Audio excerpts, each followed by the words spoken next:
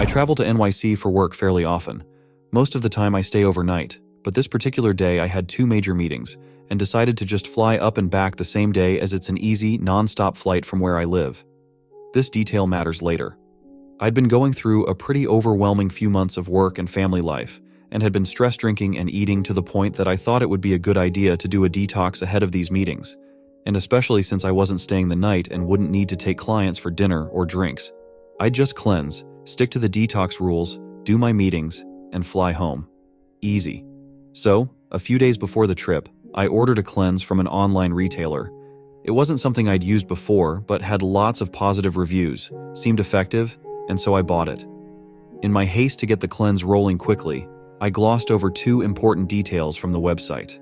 1. The cleanse company said it worked very quickly, convinced my lizard brain this was a positive and not at all risky.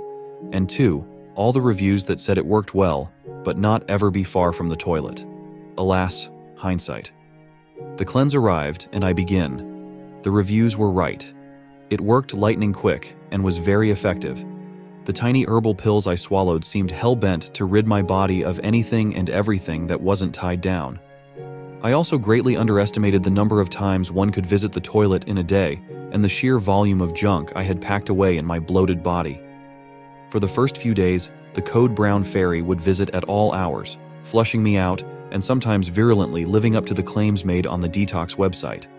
But with these 2 meetings looming, I knew I had to find some regularity again, or I was going to have a very bad time. Fortunately, after a few days of my intestines being stormed like Normandy on D-Day, I found a rhythm. No coffee, only the very smallest servings of the various fruits or veg the instructions listed, and planned to be right by a toilet after eating, just in case. This seemed to work, and just in time for my trip.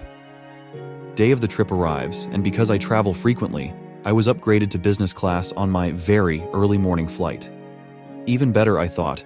I'll arrive rested and ready to go.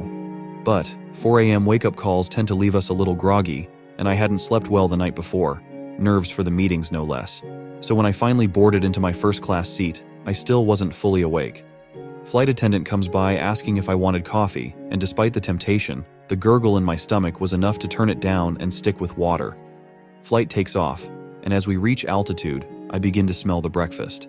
Turns out this flight was just long enough that first-class cabin would be offered a proper meal en route.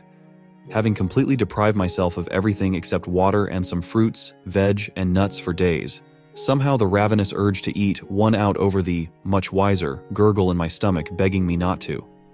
When they came around to take orders, I'd somewhat returned to my senses and only ordered the cold plate, which includes fruits, cheeses, and a bit of bread.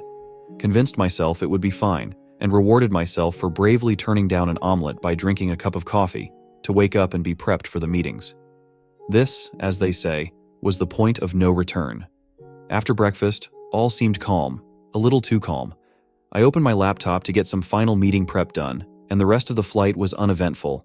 Upon landing, however, the internal tempest began anew, and I'd never been more grateful to be first off the plane in my life. So through LaGuardia Airport, I speed walked, clenching and praying and desperately searching for a bathroom. Found it, stripped with sonic speed, and released. Relief. Gurgle gone. Balance restored. Lesson learned. Play it cool the rest of the day. No more tempting the Code Brown gods. Pulled out my phone to order an Uber into the city and realized 2 colleagues, who were traveling in as well, but had, I thought, missed their flight, were outside the terminal and had already ordered a car. On one hand, I figured my body was empty and no more crises would arise. On the other hand was simply the question, what if I'm wrong? I wish I'd heeded the latter. We piled into the back the taxi. All 3 of us packed together. First part of the drive was uneventful. I was leading the first meeting, so they were asking me questions, talking through scenarios. It felt like a good distraction. Then, as we crossed into Manhattan, the gurgly returned with a vengeance. I've been in some harrowing, life-threatening situations in my day, but pack it into the back of this yellow cab on the verge of unleashing detox diarrhea, I've never been more panicked in my life. For the next 10, traffic had stacked blocks. I'm not even sure if what I said was coherent. All I could do was clench and hold out hope. Reminiscent of Gandalf slamming his staff to the rocks and screaming to Durin's Bane, "You shall not pass." After a few final sweaty blocks of sphincter workouts, one of my colleagues says, "Hey, let's just walk from here. It's not that far." Generally, I love walking in New York City, but not when the Aztec two-step is trying to dance straight out of my ass. So naturally, in my delirium, I quickly said, "That's a great idea. I love walking." Oh God. So we got out, assessed our directions, and set out. Within the first few steps, the stomach cramps subsided a bit, so I allowed myself a brief, yet fateful exhale. Immediately upon exhaling, I felt a fart coming on. As if it bears repeating, never ever trust a fart. And again, much like Gandalf and Durin's Bane, just as the journey continued, the tail of feculence rose up from the deep and struck me down. The fart was coming, and by the time I realized it wasn't a fart, but a flood, it was too late. My clenchers were exhausted and useless, and there, in the middle of Manhattan, I fudged myself. And this one felt like revenge. I stopped on the sidewalk terrified, eyes darting down at the ground to see if my dark slacks showed any signs of excrement, or if I'd begun leaking onto the sidewalk. Momentarily, everything was contained, but I knew I had to find a way out of this quick and with the least fallout possible. But, because I wasn't staying the night, didn't have a hotel or a change of clothes, I had to improvise. My colleagues stopped to ask if everything was okay. I whipped out my phone and said I needed to sort something and for them to go on. Fortunately, they did. I didn't want to make many unnecessary moves as my trousers were doing stunning work of holding back all my runny sins, so I frantically looked around for any open shop that might have a bathroom where I could hide and try to salvage the day, if that were even possible at this point.